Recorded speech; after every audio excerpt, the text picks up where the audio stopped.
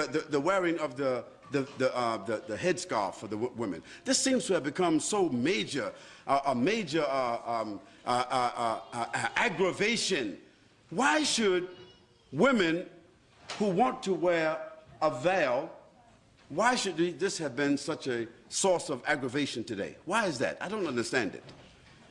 I mean, if a naked woman walked in this room here, meaning wearing a bikini or a G-string, she would have the right to just walk just like anybody else. If a woman came down here and she was wearing a G-string and walked right across here and went back upstairs and came down, matter of fact, there was 2 or 3 of them, we would be like, whoa.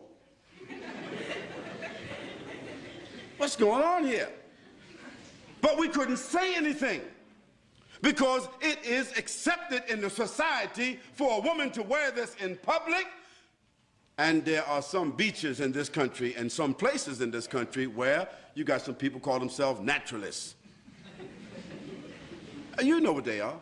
I don't have to tell you. That is, they believe that they should just walk around all the time naked. Now that we can't make a judgment call because according to legislation, the naturalists have a right.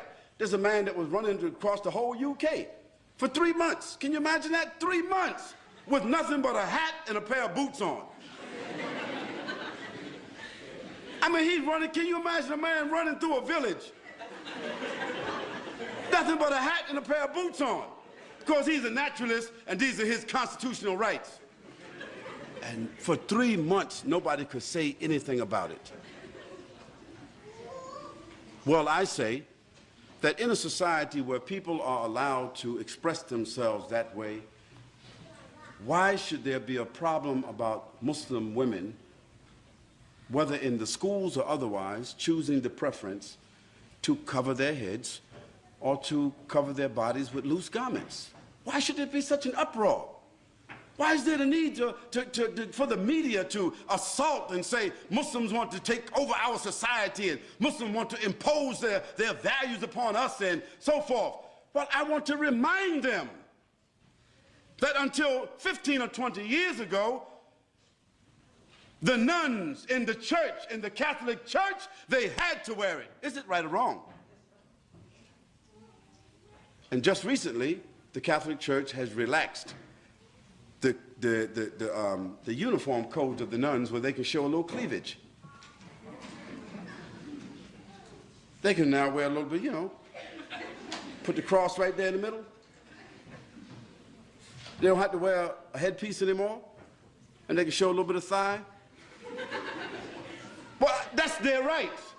We can't say anything about that. But when I went to church, to the Catholic Church, when I was 17 years old, all the nuns were looking like the sisters are looking today. So society has changed, but why should our values have to change?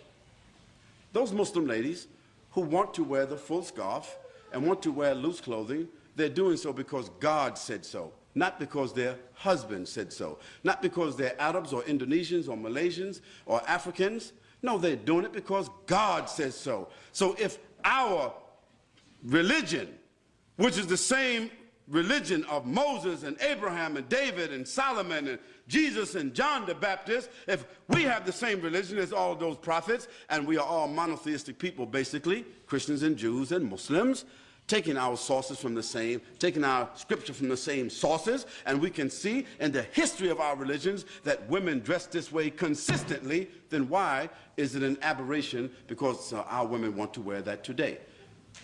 What do they want our women to do? Do they want our women to take off their head scarves and all put on G-strings?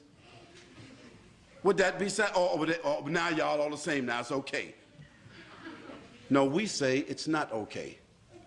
And we say, as Muslims, we have the right to preserve what we consider to be decent and dignified clothing and apparel and appearance. And we think that we are fortifying.